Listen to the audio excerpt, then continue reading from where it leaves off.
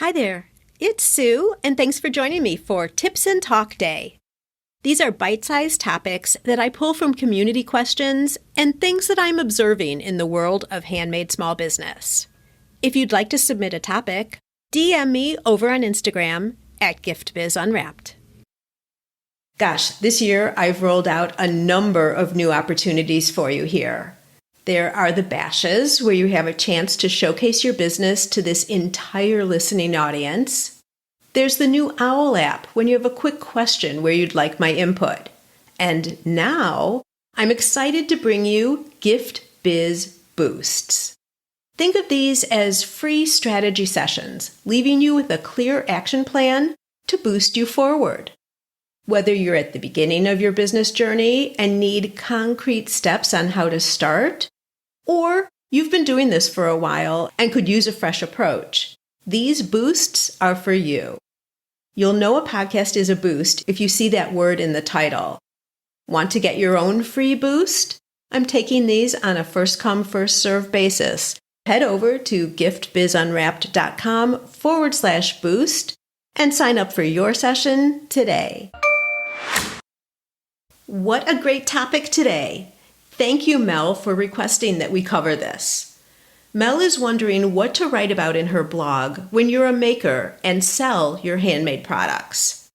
I talk about this in Tips and Talk episode 67, but let's dive deeper here. I want to start out by talking about the purpose of your blog. As a product-based business, you aren't blogging just to have a blog. It needs to serve a purpose and complement your business goals in some way. Different articles may feed into different goals. Some reasons to put time into blogging can be to attract new customers, to inform potential customers about the quality or certain characteristics of your products, to educate them on how to use your products or various applications for your products, to answer frequently asked questions that will advance someone towards choosing to buy, or to share valuable lifestyle information on topics related to your products. All of these ultimately lead a potential customer to trust you and see you as an expert that they'd want to buy from. For current customers, it reinforces their smart decision of past purchases and reminds them of you when it's time to buy again. Now that we've put into proper perspective why you'd want a blog, and a few of the general categories of content you could write about, let's get even more specific about how you can find topics. Here are 7 approaches to get inspiration and ideas for blog topics. First off, you can do a Google search either on your product, an ingredient, or a use for your product. And then right down in that first initial search screen, you can scroll and see what topic variations come up. This can give you great ideas. I just entered the simple words beaded jewelry and looked at the various options that appeared. One of them was Beaded Jewelry Trends 2022, and that sparked my curiosity. So I clicked on that and it led me to articles, products, and Pinterest pins that all are connected with the topic. While you aren't going to copy someone else's article, this can inspire you and you can take on this topic and spin it in your own way. Another place to look is magazines. Just regular consumer magazines. Take a peek at them with a new eye. Honestly, a browse through Good Housekeeping, Real Simple, Cooking Light can spark a number of ideas for your own writing. A third way to find blog topics is consider your customer interactions. The next time you're talking with a customer or working at a craft show table, take note of the questions you're being asked. Do you continually demonstrate how to tie your scarves? Do you generally make suggestions about how to barbecue with your unique blend of spices? These could both be great topics for a blog. Number 4, pay attention to social media content. How are others, even outside of your industry, positioning topics to match their offerings? Go on TikTok and look at Reels. Even look at Facebook groups for ideas. Again, not to duplicate what's already there, but to prompt new versions that you can do. It gets the creative juices flowing, if you will. Another thing you can do is consider current events or seasonal triggers. Is there a brand new must-see movie out that you can associate with your products? Or the newest out-of-the-norm seasonal color? If you can catch the wave on anything that's trending, it will attract new viewers through search when you have a title of an article that has the wording of that current trend. Finding ideas for blog topics, number 6. If you want to do a blog article around your newest product launch, create an angle that goes beyond discussion of what the product is and where to buy it.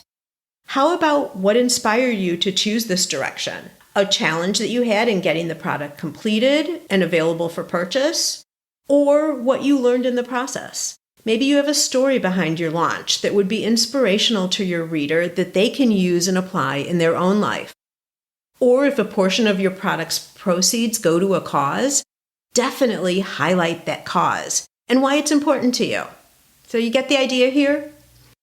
Finally, number 7, how might your readers answer this open-ended question? Ever wonder about fill in the blank? Here you can write about what you know in relation to your product that others might be curious about. If I were to brainstorm some examples here, what's the best yarn to use for a knitted beanie? And then you can go into various yarns, the pros and cons, and then your suggestion. Or, what determines how long a candle will burn? Here you can talk about different sizes and waxes and the advantages of each, plus how to get the most time out of a burning candle. That could actually be a separate article entirely. And one more as I'm thinking about topics on this. How about a recipe that includes your fresh herb mixes? Recipes, how-tos, and checklists make great content that will be saved and shared. So to summarize, here are the 7 ideas that I've just given you in ways of gaining inspiration to find great topics for your blog. Do a Google search. Look in consumer magazines. Consider customer interactions. What are people asking you? Pay attention to social media. Think about current events and seasonal triggers. Review your next product launch, but in a way that's interesting to your reader and not just selling. And finally, answer this open-ended question. Ever wonder about blank? Regardless of the topic of your blog articles, keep in mind that it needs to be titled and positioned so it's interesting to your readers. You can talk about the exact same thing and have it be read or rejected solely by the words you choose for your title. For example, instead of saying, introducing our new autumn designs, which we all know means you're leading to sell us something, title a blog, Why We Always Incorporate Pumpkin into Our Autumn Spice Blends. In this example, you can talk about health benefits of pumpkin or some fun, little-known facts about the history of pumpkin. It still ties back to your products, but brings additional value to the reader. Observe your own style. Take a look at what entices you to click through and read others' articles. Now, having said all that, I'd like to conclude by reminding you that your blog articles should be housed on your website in a section dedicated to them. But just because you've written an article doesn't mean your job is done. You need to let people know it's there, not count on Google search entirely for traffic to your blog. That's where other forms of promotion come in.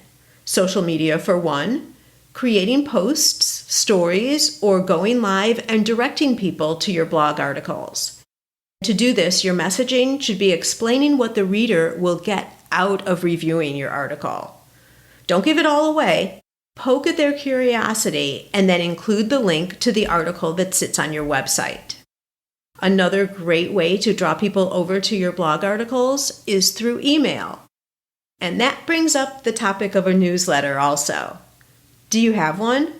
Tune in to next week's Tips and Talk, where we'll continue the conversation of promoting your blog articles through emails and expand on email content overall and what's appropriate there, because blog copy and email content are not the same.